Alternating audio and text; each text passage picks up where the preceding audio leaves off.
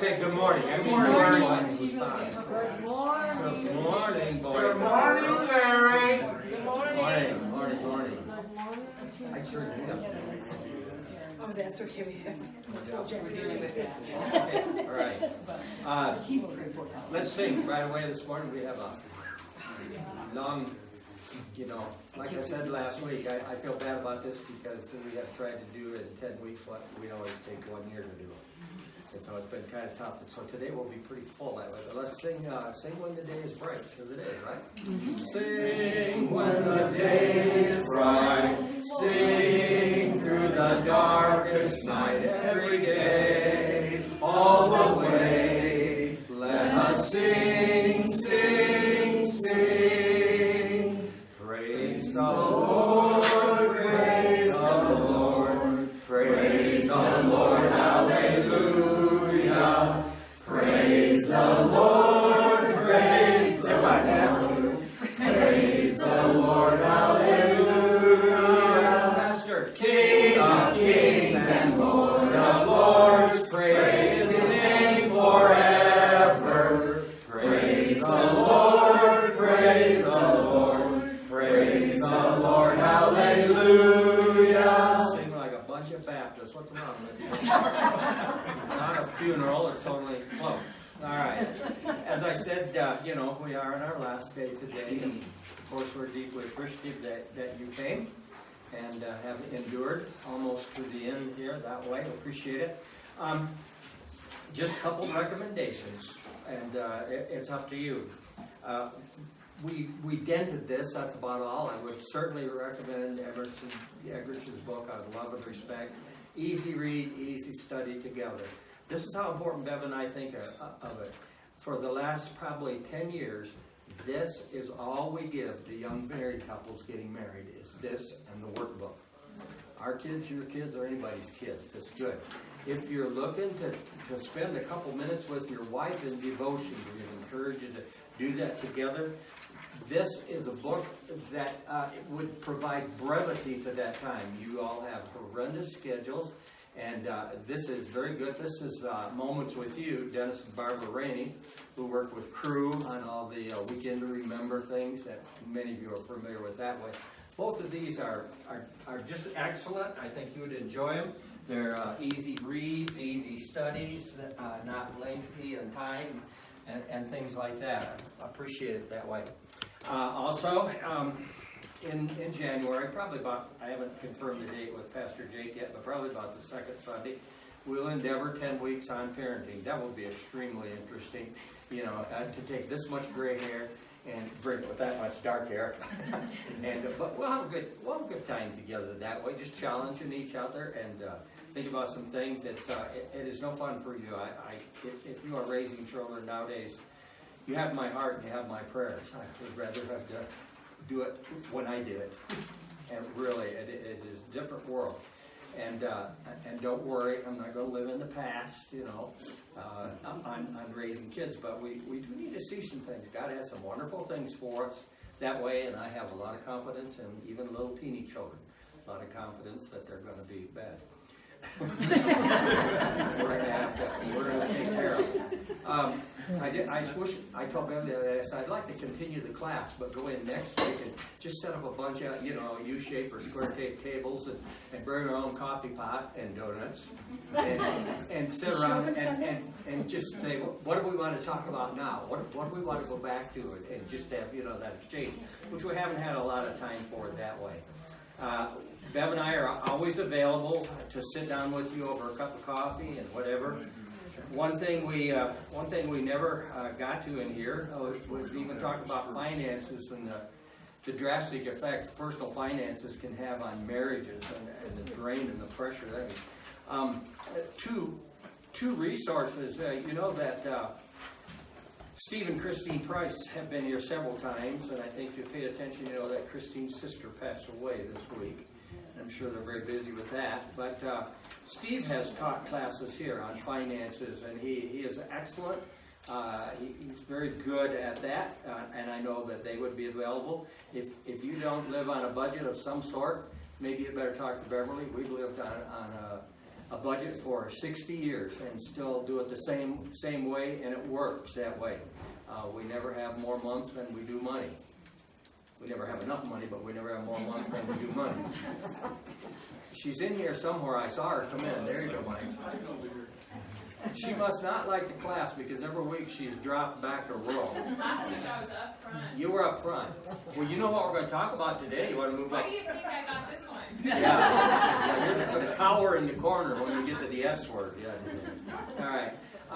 If you travel this winter, maybe you're going to be a snowbird. Maybe you're going to be a snowbird and go to Florida. Make sure you go through Florida. Please stop in Broward County and vote. Yeah, they're still taking them. No, listen. They did finish the recount in Florida, and Al Gore's been declared president. How many of you ladies, these are the last jokes you have to endure. How many of you ladies make pies? Now, how much do your pies weigh when you're done? Do you know? Well, if you were going to weigh a pie, where would you take it to be weighed? There's a special place for weighing a pie. It's somewhere over the rainbow.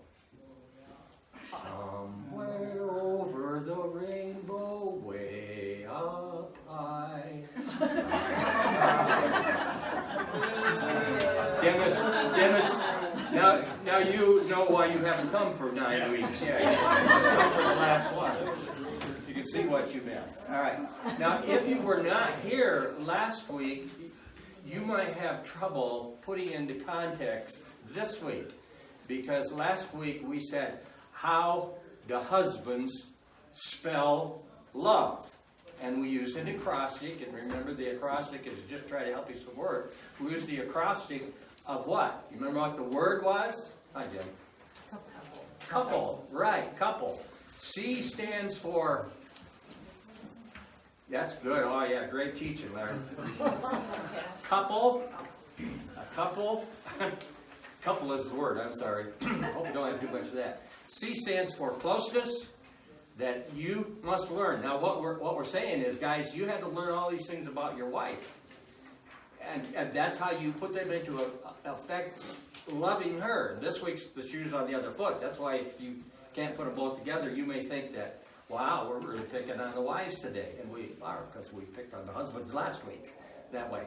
But C is for closeness. She desires face-to-face. Openness. O is openness. She wants transparency. She wants to know what's heading, everything about you, about her. She wants it known. She wants openness. U is understanding. We've talked so many times about the 1 Peter 3:7 passage on understanding. She wants you to understand her, how she ticks, how she works. P is she's a peacemaker. Women are peacemaker, and that is good. In what you live in, the culture and society we live in, to have a little peace at home is good. Not many of you have the privilege now of being retired and way down the line where you get up and there are no kids around and nobody else, and you can go out in your jammies with a cup of coffee and sit in your chair as long as you want. But she's a peacemaker, and you've got to find those peace times in your home to keep everything together. Loyalty, she demands your loyalty. She's a one-woman man. She wants to know if you're a one-man woman. I don't think that came out right at all. That's the class across the hall. She knows she's a one-man woman. Yeah, that's right. Yeah. And she wants him to be a one-woman man. That's right. Back to Broward County. Here we go. Okay, very good. That way. And E is esteem. E is esteem. She wants to be held in esteem. Respect goes to her, too, that way. Thought of a couple things last week. Emerson Eggerichs wrote in his book, he actually had 3 buddies that on their wife's birthday bought them a BMW. You know what all 3 wives said? What is he doing? Right. Wait a minute, what's up with that? And he said I had another buddy that on the birthday, his wife's birthday, they packed a little lunch, they walked through the woods in the sunshine and down by the creek and everything else, and while he was at the creek, he slipped a little flat stone in his pocket, and when he got home the next day, he got his paint and small brush out and put on there, happy birthday, birthday walk, and the date. And she put it on the mantle of the fireplace and stayed there till she died. Now, many of them women hung their BMWs on the mantle. that way. Now today we're gonna shift to the other acrostic, and it's, ladies, how do you say respect to your man? We've been trying to figure out how do we do this? How do we show this respect? Women do not have any trouble loving their husbands. That's kind of a generality, and I know there's somebody sitting out there doubting that right now. But women, let's put it this way: women know how to love. They know how to love. You don't have to teach a woman how to love. You generally don't have to teach them how to love a man. But this, how do I respect? How do I respect him? So we're going to look at this acrostic today, and this all goes under the heading still of 1 Peter 3:7. Understanding. Live with your wife with understanding. Well, that's a two-way street also. She has to understand a man, and on a couple of these, they're going to be very different. You'll recognize a few things. But there's an obligation, last week and this week, for the man and the woman to learn these things about each other, which makes for a love and respect marriage that way. Now, the first three words here in our culture look pretty chauvinistic. We're going to talk about that today. As we see them in God's Word, they are not chauvinistic. The feminists would just go nuts with these three things. That way. Oh yeah, here's the old, let's beat the women down and keep them underfoot, keep them barefoot and pregnant, and they don't have a brain, and they got to submit to me. And is not. Remember, everything goes under the heading, as Christ loved the church. Everything has to pass through that medium. As Christ loved the church. Whether it's her treating him treating her. It has to go through that equation. Otherwise, you do have these feelings of superiority and inequality and putting each other down. And that is not biblical.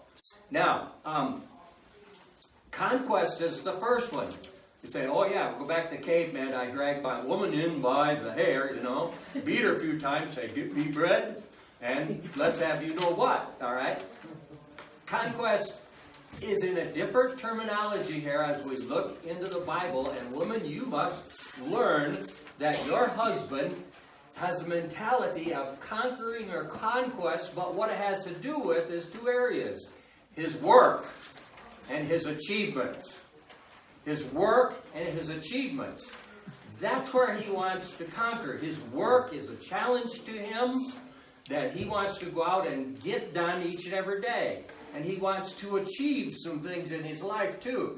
So it's the God-given, natural, inborn desire for a man to work and to achieve.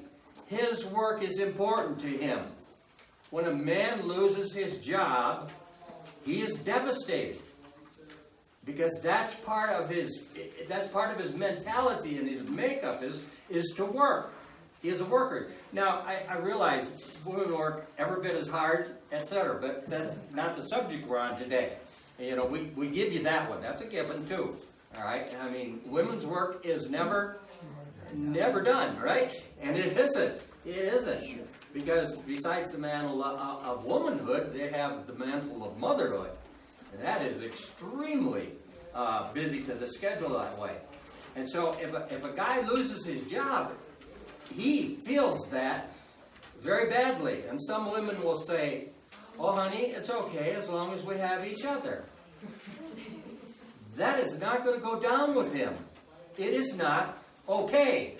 It's okay that they love each other. It's okay they still have each other. But if I don't have my job, it is not okay. Because in me, I have this God placement of I want to conquer my work. Everything is a hunting trip for a man. We're getting close to Christmas season. If he's looking for a present for you, he's hunting. He's up and down the aisles. He's hunting. Everything is hunting. No wonder men like to hunt. It comes so natural. They hunt everything. All right, that way. And so his work's important. Now, this is a poor analogy, and I'll tell you why. But we're not going to use it exactly the way it comes across as you first hear it. If a woman had a miscarriage and the husband said to her, well, honey, it's okay as long as we have each other. Oh, my goodness. You couldn't say anything much worse to a lady. Now, I'm not putting work with the value of children. There is that vast difference. But the point is that what is inbred in you by God's nature putting in you, you can't take out. Husband has to adjust to the wife. Wife to the husband. One of our grandkids just went through miscarriage about a month ago.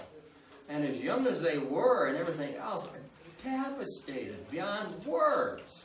Devastated. Well, I know a lot of people in this room that have had that same experience, you know. And it would not wash if you said, well, honey, that's okay. That's not okay. That's not okay. That way. Well, I've got to hurry on. The Genesis 30:30, and I have written a few things to tell you what's in these verses. We just do not have time to look them up. Is the point where Jacob's getting ready to separate from Laban and everything else. And you know one of the comments he made? I must get out and provide for my house. I got to get out and that's the principle. That was in Jacob, just like it's in all you men here. I got to provide. I'm driven that way, and we'll come back to that in a minute that way. The Genesis 2:15 is where Adam was placed in the garden to work. We always say, what? Hey, Adam and Eve they didn't have to work or anything. If you read that scripture, it says Adam was placed there to work, to take care of the garden. So to work was just given to him. Now, we live in a culture where we have both men and women working, husbands and wives working, and it's a different thing right now that we lived in. But that will probably be discussed a little bit in the parenting class because it has such a great impact on our home and our children and everything like that. But ladies, be careful. Don't ever disparage your husband's work. If you, in the slightest innocent way, disparage your husband's work, you might as well say, you are a loser. Because you are saying that if you disparage his work. Because that is him. He wants to conquer that way. Wives, what do you need to say to your husband? Thanks for crawling out of bed every day. Thanks for going to work. Thanks for doing this. And of course, in our culture, where many of you ladies are doing the same to help the family income, etc., it's a two-way street. But today, we did the other one last week. Sorry you weren't here. But ladies, you need to say thank you. Now, H is the hierarchy thing, which again looks like me Tarzan, you Jane. Me slide down rope and carry you. And Jane says, me grease rope and you flop on your rear end. All right. It doesn't sound like a politically correct term for nowadays that way. But like conquest was a desire to work and achieve, hierarchy is this inbuilt thing to provide for the family. Now, don't come next week because we're going to be broke next week in this class, and there is no money because there is no class next week. All right. Yeah, just go somewhere else and get your money. This is for Neil's retirement fund, so give generous. Yeah, there you go. Thanks, Neil. We appreciate you, buddy. The 1 Timothy 5 verse is one you're very familiar with. It's the one where it talks about a man must provide, and if he doesn't provide for his family, he's worse than infidel, unbeliever. You're below the salvation level even. Okay, so this is another thing that God created in men that women must understand. Not only is he driven to work and to achieve, he is driven to provide for his family. This term biblically has nothing to do with superiority of the sexes or of the roles or anything that way. It has to do with, he sees a hierarchy and he sees it as his job, first and foremost, to get out there and see the family is taken care of that way. In this country, billions of billions, that's a lot of dough. You can buy a lot of BMWs. Billions of billions are spent on the life insurance, in the life insurance business. Who's the biggest purchaser of life insurance? Men. Yeah, men. Because it's part of this, provide for my family. What if I die? I know, because I've caught her. I've been in a hospital so many times since I moved to Wyoming and never before. I can't figure it out. But I know every time I go in the hospital, Bev runs into the file and checks the life insurance. I know that. What is that sucker going to kick off? You know? Well, I mean, if Bev shows up in a BMW, you know I'm gone. If she shows up in a 2005 red pickup truck, we're all okay. That way. All right, but you do. You have a thing. Men just, I'm going to take care of my family. The Nehemiah portion, they're getting ready to go back to rebuild the wall and everything else, and they know that they're going to have some conflict, even perhaps military conflict, you know, work with a gun in one hand and a trowel in the other, and praying all the time that way. And so, you know, they're firing up the troops, and he's giving like a pregame, this sounds like a pregame football talk, if you read this portion in Nehemiah. And he's saying, you know, fight for your country, fight for your beliefs, fight for your, and in the middle of it says, fight for your wives. Fight for your wives. Why? Comes natural for a man. Comes natural for a man. If your home were